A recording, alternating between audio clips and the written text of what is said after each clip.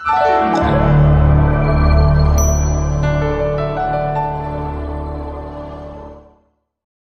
বন্ধুরা, মুসলিম ভাইদেরকে আসসালামু আলাইকুম, হিন্দু ভাইদেরকে আদাব। এই পৃথিবীতে যারা ধর্মীয় প্রতিষ্ঠানের খেদমত করে নিঃসন্দেহে তারাই ভালো মানুষ। যারা ধর্মীয় প্রতিষ্ঠানের উপরে আঘাত করে নিঃসন্দেহে তারা খারাপ মানুষ। আপনি মসজিদ বলেন, মন্দির বলেন, গির্জা বলেন, তারা কিন্তু একজনের সন্তুষ্টির জন্য করে। তিনি কি?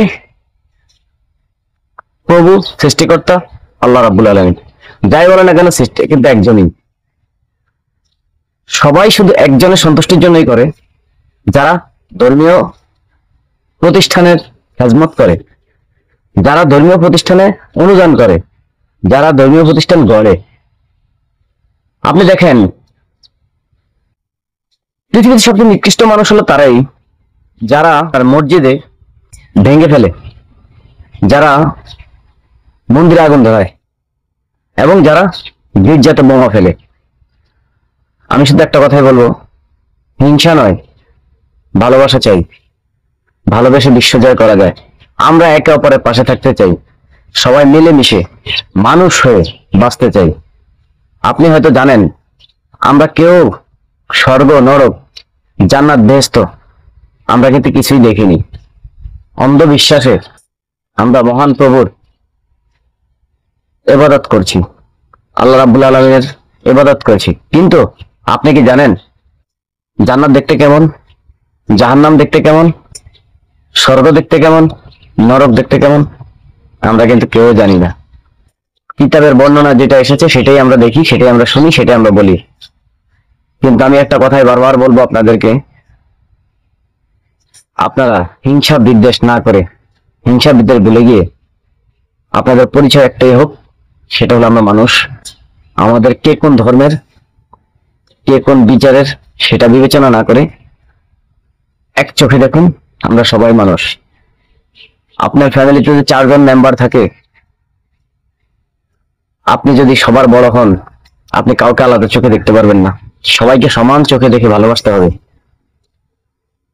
আমার এই কথাগুলো অনেকের কাছে ভালো লাগবে না, বা অনেকের কাছেই ভালো লাগবে, তবে যেভাবেই বলছি, যদি কথাগুলো ভালো লেগে থাকে, আপনারা সত্যি আপনাদের মতামত আমাকে কমেন্ট বক্সে লিখবেন। আমার কথাগুলো সত্য কি মিথ্যা সেটা আপনারা জানাবেন। আমার বিশ্বাস, আমি উৎসাহিত হব আপনাদের জন্য, আরো ভালো কিছু নিয়ে আসতে চেষ্টা করব।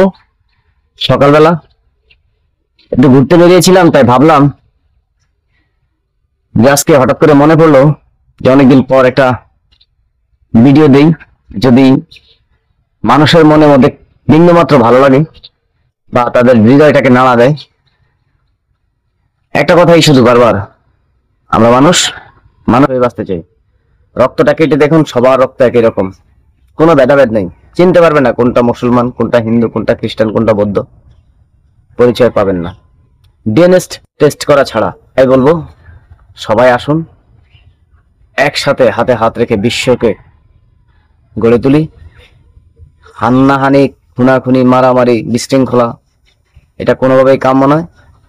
কোনো মানুষ হিসাবে যারা জন্মেছে, যারা মানুষ হয়ে জন্মেছে, মানুষ যার নাম, সে কখনো আরেকজন মানুষকে মারতে পারে না। বিশ্ব মানবতা আজ কোথায়? বিশ্ব বিবেক কোথায়? এখানে মারামারি হচ্ছে, ওখানে মারছে, ওখানে মরছে, ওখানে মরছে।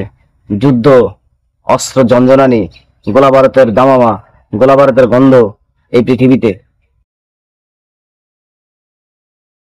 আমি শুধু বলবো, যারা বিশ্বর বিবেক আছে, বিশ্ব বিবেক যারা যারা আছেন, আপনারা এই সহিংসতাগুলো বন্ধ করেন, মানুষকে বাঁচতে দিন।